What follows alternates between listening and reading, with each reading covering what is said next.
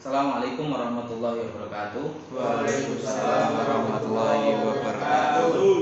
Selamat pagi teman-teman. Kita berjumpa pada pagi hari ini mata kuliah Ma'anil Hadis. Sebelumnya sebelum mulai mari kita baca Fatihah bersama, semoga kita mendapatkan ilmu yang barokah serta manfaat. Fatihah.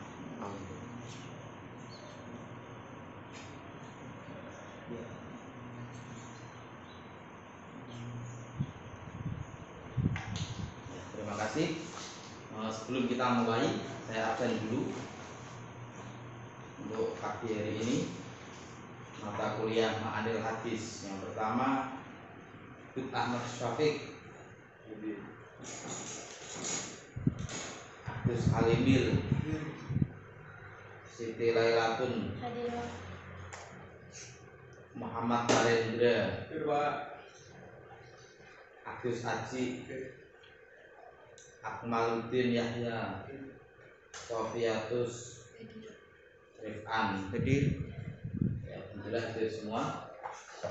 Ya, kita langsung saja mata kuliah Ma'anil Hadis dengan tema memahami hadis dengan pendekatan sosiohistoris. Ini Ma'anil Hadis. Ini sudah sering saya sampaikan di awal-awal pertemuan untuk mengulang kembali, untuk mengingatkan Ma'anil Hadis itu apa, karena ini nanti berhubungan dengan memahami hadis itu dengan pendekatan sosiohistoris.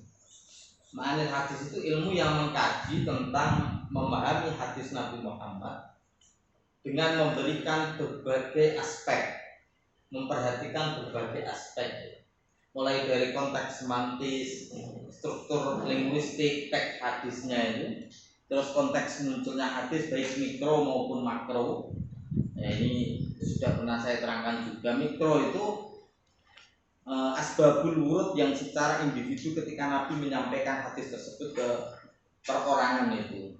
Kalau makro itu kondisi sosial budaya masyarakat Arab pada waktu itu makro. Jadi yang ada mikro makro nggak hanya mata kuliah ekonomi mikro, ekonomi makro, tapi hadis sudah ada. Ya, jadi itu harus diperhatikan. Asbabul wurud itu secara mikro maupun makro. Terus memperhatikan posisi dan kedudukan Nabi ketika Nabi itu menyampaikan hadis tersebut. Terus memperhatikan konteks audiennya, audien yang menyertai Nabi ketika dapat jauh-jauh dari Nabi itu, serta bagaimana menghubungkan teks hadis masa lalu dengan konteks kekinian. Ma'anil Hadis, karena hadis itu disampaikan Nabi 1400 tahun yang lalu, sudah lama sampai hari ini, dengan latar belakang beda, latar belakang sosial budaya kulturnya berbeda. Sana orang Arab, sini Indonesia, bahkan dipakai di negara-negara lain seluruh dunia. Padahal itu Nabi waktu itu menyampaikannya zamannya sudah berbeda dan itu di kondisi Arab. Itu bagaimana mengkontekstualisasikannya dengan zaman dari ini, zaman sekarang kekinian, sehingga dapat menangkap maksud secara tepat. Jadi masih relevan gitu, sehingga sampai masih relevan. Makanya tanpa kehilangan relevansinya dengan konteks kekinian yang selalu dinamis. Ini definisi dari Ma'anil Hadis itu. Selanjutnya kita menuju ke pendekatan sosiohistoris.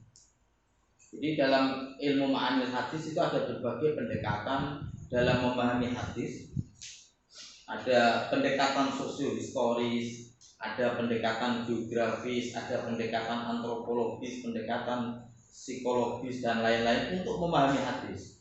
Jadi ini memahami hadis tapi dengan perangkat ilmu yang lain, dengan pendekatan geografis, antropologis, psikologis dan lain-lain. Pada kesempatan kali ini saya menyampaikan tema ini, pendekatan sosiohistoris. Sosiohistoris itu apa?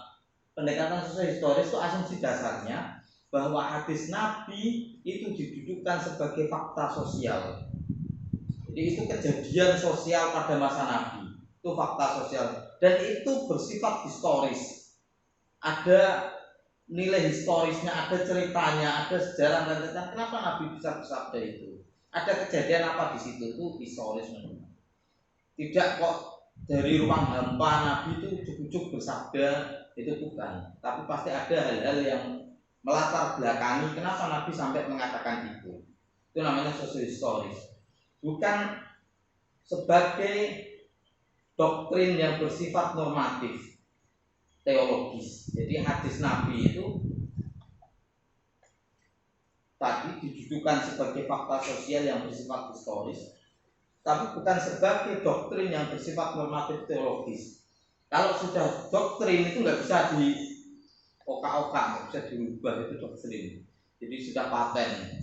Terus normatif itu ya hanya bersifat norma saja, teologis ya bersifat akidah itu bukan. Tapi ini kita berusaha memahami hadis Nabi itu dengan melihat fakta sosial, historisnya hadis itu pada masa Nabi. Nanti ditarik ke zaman sekarang. Itu contohnya, ada beberapa contoh memahami hadis dengan pendekatan sosiohistoris. Ini yang pertama. Contohnya adalah hadis terkait dengan memakai sandal dalam sholat.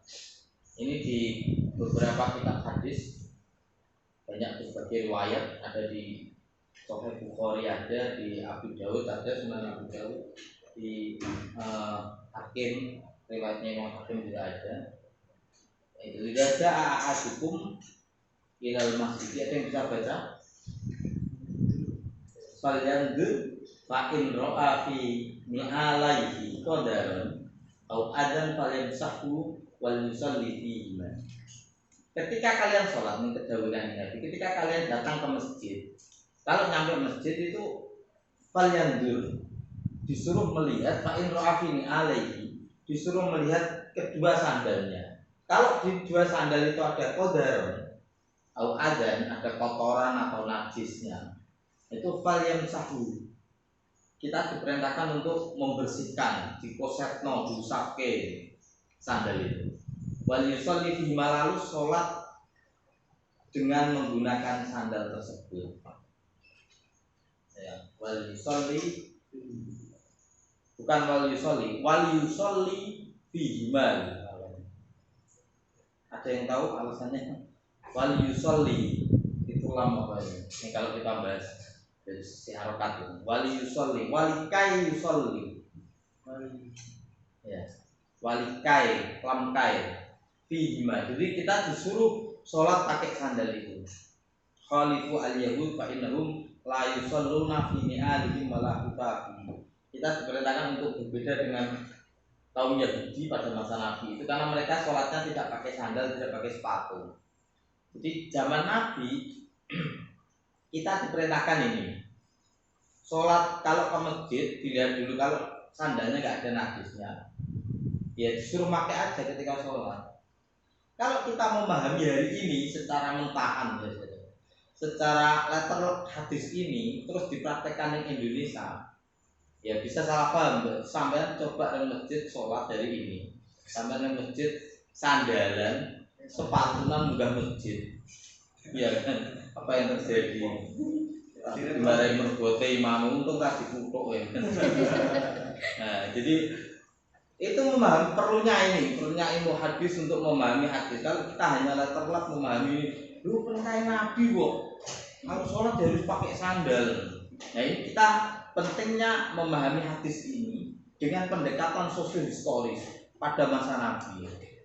Ternyata ketika kita membuka syarah-syarahnya dan kita menggunakan pendekatan sosiohistoris, pada masa Nabi, masjid itu hanya kotaan, hanya ada soko, tiang. Ada tiang 4, ini iya, segi 4 ini. Jadi di pojok sini ada tiangnya, lihat ini. Ini ada tiang, terus sini ada tiangnya, jadi 4. Itu pembatas menandakan bahwa ini batasan masjid. Hanya itu, tapi bawahnya masih padang pasir. Karena masih padang pasir, sholat kalau nggak pakai sandal, nggak pakai sepatu, kan panas banget. Walaupun sampai pakai sajadah pun tetap panas terosone. Makanya pakai sandal. Berbeda dengan hari ini, ya kondisi hari ini di Indonesia khususnya ya, masjid itu kan sudah pakai keramik, marmer itu. Kan pakai sandal, pakai sepatu ya motori ya. Ya apalagi kalau jelas-jelas sandalnya sampai berlaku kondalan begini. Nah, masjid kan kotor. Beda dengan dulu itu yang memang padang pasir karena panas itu. Nah, itu perlunya memahami hadis dengan pendekatan sosiohistoris. Konteks secara makronya, ya kayak ini memahami hadis dengan itu. Asbabul wurud secara makro, kondisi sosial budaya Arab pada waktu itu, kondisi bangunan masjidnya itu seperti apa? Itu berbeda dengan hari ini. Jadi nggak bisa memahami hadis. Roh hadis suci terus dipahami, ya ini perintahnya Nabi sandalan. Itu ya. Itu. Terus selanjutnya, contoh yang kedua. Nanti pertanyaan di akhir kalau ada pertanyaannya. Kedua adalah contoh tentang kepemimpinan perempuan. Ini hadis di Bukhari ada, di beberapa kitab hadis yang lain ada, saya ngambilnya dari Bukhari. Ini riwayat dari Abi Bakrah, ya sahabat Abi Bakrah. Qala lakat nafa'ani lahu bi kalimatin sami'tuha min Rasulillah sallallahu alaihi wasallam. Masa perang Jamal. Tak jamak itu an al-haqqa bi ashabil Jamal fa uqatila ma'ahum. Qala lamma balagus Rasulullah sallallahu alaihi wasallam anna ahla Faris qad mallaku alaihi binta Kisra. Qala la yufliha qaumun walau amrohum imra'atan. Ini hadis yang hari ini sering dipakai oleh sebagian kalangan untuk mengharamkan perempuan menjadi pemimpin, entah itu kepala negara, pemimpin apa.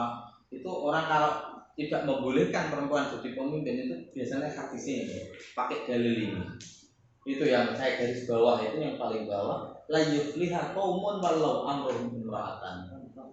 Tidak akan sukses, tidak akan bahagia, tidak sukses kalau perempuan, suatu kaum itu menyerahkan perkaranya kepada perempuan. Menyerahkan perkaranya maksudnya untuk dipimpin. Itu la yufliha, enggak akan sukses, enggak akan bahagia. Itu akhirnya orang-orang itu ngambil kesimpulan bahwa oh berarti nek ngono kalau pemimpin perempuan dia nggak akan sukses, nggak akan bahagia. Ini jauh Nabi, kan gitu. Ini pentingnya memahami kondisi sosiohistoris pada masa Nabi. Hadis ini penjelasannya. Ini terjadi dulu ahli Faris. Faris itu kalau sekarang itu bukan Paris Prancis itu bukan ya. Faris itu memahami Faris Prancis. Faris itu Persia, Iran itu. Sekarang itu Iran dan sekitarnya itu. Dulu orang Persia itu biasanya pemimpinnya itu laki-laki semua. Jadi rojone itu lanang. Namanya rajanya kan julukan Kisra. Kalau kayak di Mesir ada Fir'aun. Kalau di Persia itu dulu Kisra. Ya, waktu perebutan Raja Kisra itu meninggal, itu kan terus anaknya itu rebutan. Ya, anaknya rebutan, akhirnya ada kekacauan politik dulu itu, kerajaan itu meninggal, anaknya terbunuh, anak laki-laki. Terus anaknya Kisra terbunuh, punya anak laki-laki juga terbunuh. Yang masih itu anak perempuan, cucu Raja Kisra namanya Buaron atau Buaran kalau orang bacanya. Kalau Arab dia berarti Buaron itu namanya. Itu perempuan. Itu diangkat menjadi Ratu Kisra. Nabi ketika mendengar itu terus bersabda ini, la yufliha qaumun walau amrohum imra'atan.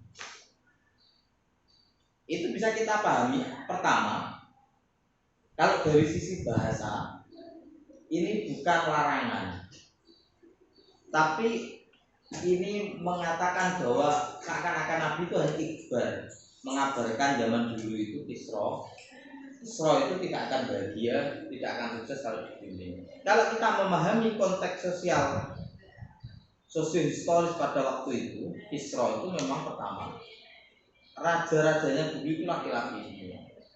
Perempuan pada masa itu itu dianggap apa ya bahasanya? Jadi ya makhluk yang ya manusia tapi yang tidak terdepan. Jadi dia tempatnya itu di belakang ya neng omah tok ya. Kalau hari ini ya mereka orang tukang masak atau apa. Jadi secara pendidikan gitu nggak begitu tinggi, ya secara keilmuan nggak tinggi, dia nggak boleh tampil di depan dan nggak kuat untuk menjadi raja atau ratu. Itu kondisi sosial pada waktu itu. Jadi yang cakap untuk memimpin memang laki-laki. Secara keilmuan dia ilmu perangnya ya kuat, jadi tenaga secara fisik kuat, strategi perangnya, kepemimpinannya, leadershipnya itu juga itu di laki-laki. Makanya ketika yang mimpin itu adalah perempuan, Nabi bersabda ini. Tapi seakan-akan Nabi itu mengatakan bahwa ini hanya kayak ikhbar, mengabarkan kalau itu kondisi di Kisra yang mimpin kok perempuan, ya pastinya nanti tidak akan sukses. Karena melihat kondisi waktu itu, karena kepercayaan masyarakat itu masih kepada laki-laki. Jadi perempuan itu kalau mimpin dianggap apa kayak wibawa, nggak berwibawa, nggak mampu. Jadi nggak punya kepercayaan masyarakat nggak percaya. Kalau sudah nggak percaya dari awal kan kira-kira nggak sukses. Itu seakan-akan Nabi itu mengisyaratkan kondisi di situ, menceritakan ikhbar kondisi di Kisra waktu itu memahaminya kayak gitu. Dan kalau ditarik ke hari ini, itu kan belum tentu sama kondisinya. Karena kondisi di Kisra dulu memang kepercayaan masyarakat sama perempuan juga lemah kan. Memang dan juga kondisi realitasnya perempuan itu secara pendidikan nggak tinggi, ya, secara fisiknya nggak kuat, leadershipnya juga nggak mampu. Akhirnya Nabi menceritakan itu atau memberikan kabar keadaan kondisi di Kisra itu.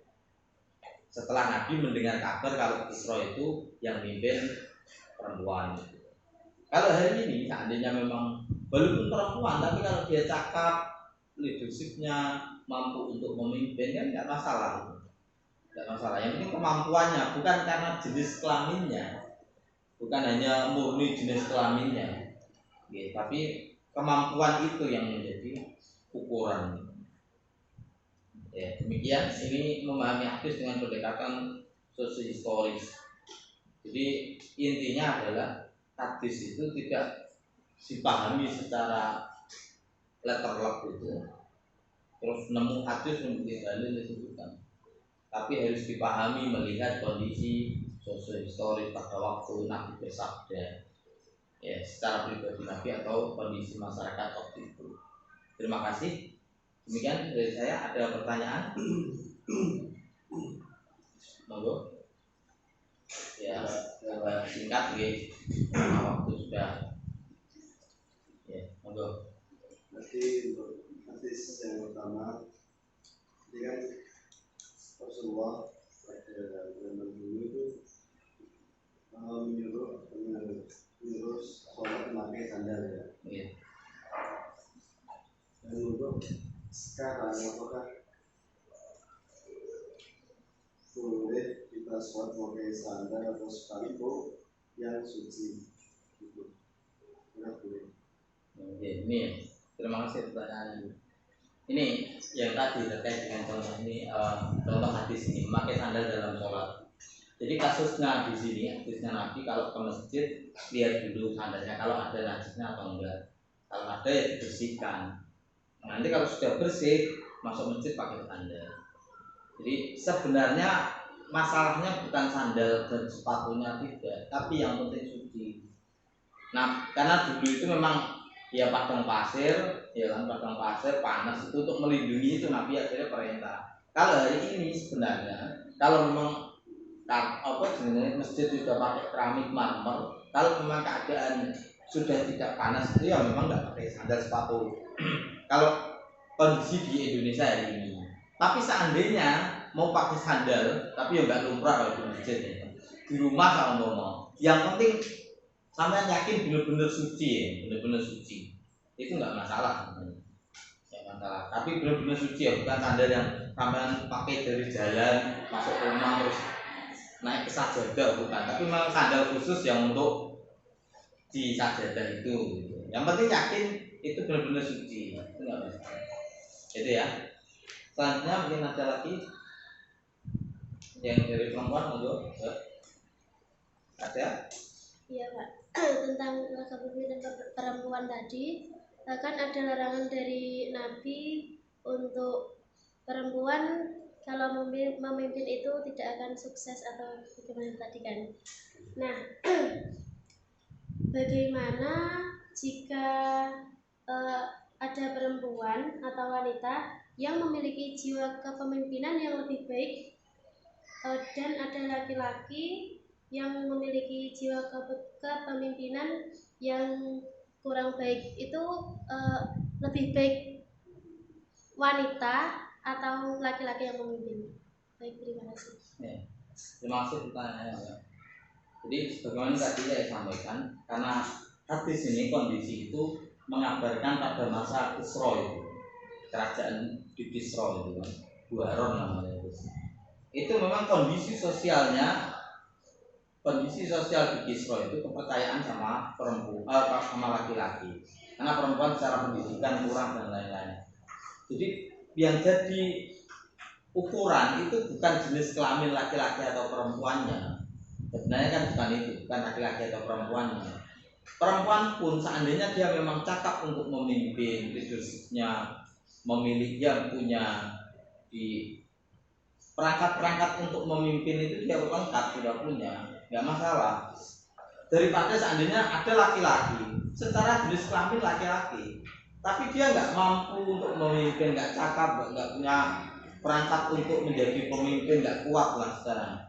Jadi bekal-bekal untuk menjadi pemimpin, kepemimpin leadershipnya nggak ada, ya itu malah kacau sebenarnya. Jadi poinnya adalah bukan jenis kelamin, tapi kemampuan dia untuk menjadi pemimpin, tanggung jawabnya, ya, kepemimpinannya itu yang penting. Jadi poinnya di situ.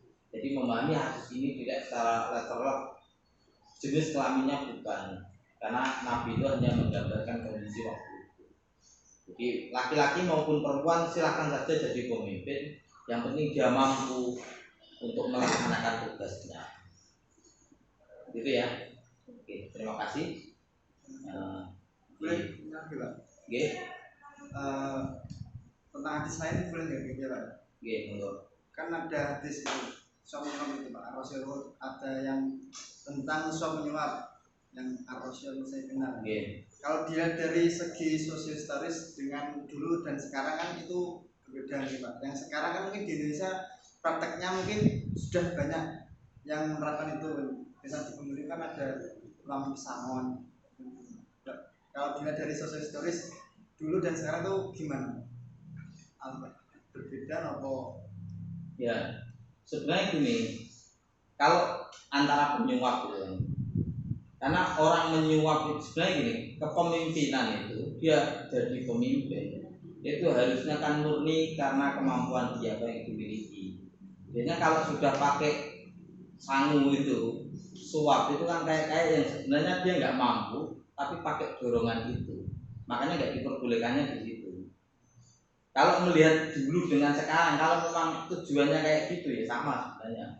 Tidak diperbolehkannya karena dampak di belakangnya itu. Sebenarnya dia nggak punya kemampuan, kecakapan untuk memimpin, akhirnya pakai sangu itu. Ya, untuk mendorong, untuk tertarik untuk memilih. Ya, untuk dapat suara. Jadi sebenarnya ya nggak pas itulah, nggak pas. Kalau memang dia itu punya kemampuan, cakap, orang percaya, tanpa itu pun akan memilih. Itu ya. Oke.